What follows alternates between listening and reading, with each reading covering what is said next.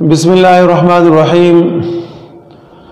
مریض کی عیادت کا طریقہ ایسا ہونا چاہیے کہ مریض کی عیادت میں مریض کو تکلیف نہ پہنچے۔ جیسے کہ مثال کے طور پہ آپ مریض کے پاس چلے گئے تو وہاں مریض کے پاس پہنچ کر آپ نے اس کی عیادت کر لی، اور عیادت کرنے کے بعد آپ وہاں سے اٹھ کے واپس آ گئے۔ ہمارے بہت سارے حضرات ایسے کرتے ہیں کہ مریض کے پاس چلے جاتے ہیں، پھر وہاں پر بیٹھے رہتے ہیں، اور اس بیٹھنے سے مریض کو تکلیف ہوتی ہے، مریض کو اذیت ہوتی ہے۔ ظاہر ہے کہ وہ مریض ہے اور مرض کی حالت میں ہے، اور مرض کی حالت میں اس کو بہت ساری ضروریات لاحق ہوتی ہے، بہت ساری ضروریات لگی رہتی ہے۔ اب آپ جب عیادت کے لیے چلے گئے تو آپ کے زیادہ بیٹھنے کی وجہ سے وہ اپنی ضرورت کو پورا نہیں کر سکتا۔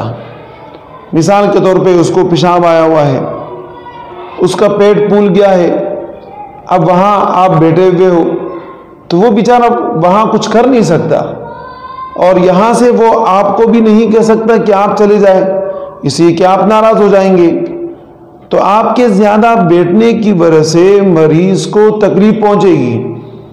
اس لیے نبی اکرم صلی اللہ علیہ وسلم نے ارشاد فرمایا، من عاد مریضا فلیخفف جلوسہ، جو کوئی آدمی مریض کی عیادت کرے تو اس کے پاس کم وقت کے لیے بیٹھے۔ تو مریض کو فائدہ پہنچانا ہم سب پر ضروری ہے، لازم ہے، اور مریض کی خدمت کے لیے جو وہاں لوگ ہوتے ہیں تو وہ ظاہر ہے کہ خدمت ہر کسی سے نہیں لی جاتی، خاص آدمی سے خدمت لی جاتی ہے، اور جو خدمت کے لیے آدمی مختص ہوتا ہے تو اس کا معاملہ ہی کچھ اور ہے، اور آپ کی وہاں خدمت کی ضرورت نہیں، لہذا آپ نے مریض کی عیادت کے بعد فوراً وہاں سے اٹھ کے چلا جانا ہے، تاکہ مریض کو سہولت ہو، مریض کو فائدہ پہنچے۔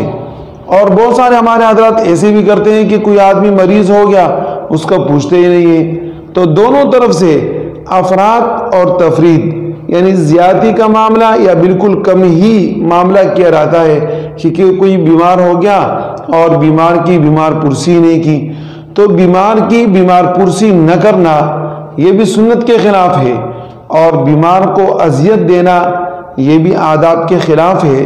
تو لہذا ہم لوگوں کو فائدہ پہنچائیں اور مریض کی عیادت اس مریض کے اعتبار سے کرے، اور ایسا بھی نہ کرے کہ کوئی مریض نہ ہو تو اس کی عیادت نہ کرے۔ اللہ رب العزت ہمیں عمل کی توفیق عطا فرمائے۔